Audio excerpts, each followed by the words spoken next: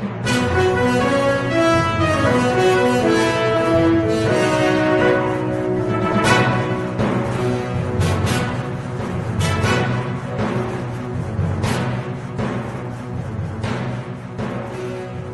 દર્શક મિત્રો, હું શીતલ મહેતા ન્યૂઝ ઓફ કચ્છમાં આપનું સ્વાગત છે।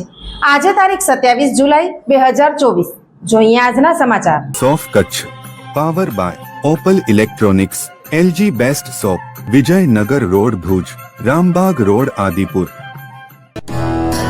Power by KC jewellers, latest fashion ડિઝાઇનના ઓર્નામેન્ટ્સનો વિશ્વાસપાત્ર showroom, hospital road Bhuj. News of કચ્છના સમાચાર ભૂમિ કેબલ ઉપર 402 નંબરની ચેનલ ઉપરથી રાત્રે 9:30 કલાકે તથા બપોરે 1:30 પ્રસાર। ભુજના ઈસમોએ 1 લાખના 4 લાખ કરી આપવાની વાત કરી। બેંગ્લોરની વ્યક્તિ સાથે ઠગાઈ કર્યાની ફરિયાદ થઈ। ફેસબુકમાં આઈડી બનાવી 1 લાખના 4 લાખ કરી આપવાની લલચામણી જાહેરાતોમાં ફસાવી ભુજના મનીષ પટેલ, સૌરભ પટેલ, ભાવેશ પટેલ, સમીર પટેલ અને અજાણ્યા ઈસમે વિશ્વાસ કેળવી મૂળ બેંગ્લોરના વેપારી સુહેલ જાબીર અહેમદ વારસી પાસેથી ટુકડે ટુકડે કુલ ₹11,09,000ની ઠગાઈ કરી હોવાની ફરિયાદ શહેર બી ડિવિઝન પોલીસ મથકે નોંધાઈ હતી। પોલીસે આપેલી વિગતો મુજબ ફરિયાદીએ ફેસબુકના માધ્યમથી મનીષ પટેલનો સંપર્ક કરી 1 લાખના 4 લાખની જાહેરાત અંગે પૂછતા આરોપીએ વિશ્વાસ કેળવ્યો હતો। બાદમાં તેણે વેપારીને ભુજ આવવા જણાવ્યું હતું। સુહેલ વારસીએ ભુજ આવી જાહેરાત બાબતે ખરાઈ કરી હતી અને પરત ફર્યા હતા।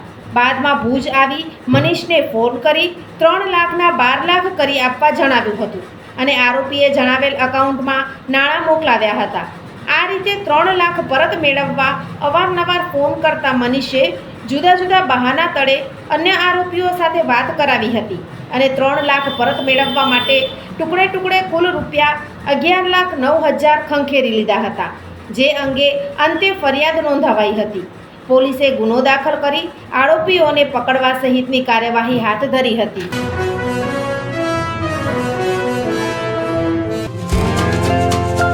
11 જુલાઈ વિશ્વ વસ્તી દિનની ઉજવણી।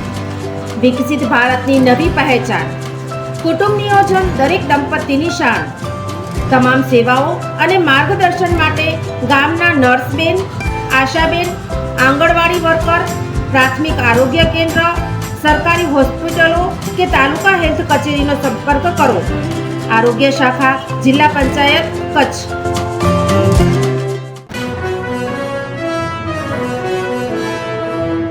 રાણી હોસ્ટેલથી દર અઠવાડિયે એક પત્ર લખે છે। આ વખતે તેમણે લખ્યું કે માં, યાદ છે ગયા વર્ષે બાપુને મલેરિયા થઈ ગયો હતો। આ વખતે પહેલેથી જ મલેરિયાથી બચવા માટે ઘરમાં જંતુનાશકનો છંટકાવ કરાવી લેજો। ઘરની આજુબાજુના ખાડામાં પાણી ભેગું ન થવા દેતા ઘર અને શેરીને સાફ રાખજો। મચ્છરદાની કે મચ્છરને દૂર રાખવા વાળી ક્રીમ, કોઇલ અને અગરબત્તીનો ઉપયોગ કરજો। રાણીની સલાહ તમે પણ માનો। તાવમાં જાહેર આરોગ્ય કેન્દ્ર પર મલેરિયાની મફત તપાસ અને સારવાર મેળવો। ક્યારેય અડધામાં સારવાર ન છોડો। દર્શક મિત્રો, આ હતા આજના સમાચાર। આવતીકાલે ફરી મળીશું, ત્યાં સુધી મને રજા આપશો। નમસ્કાર।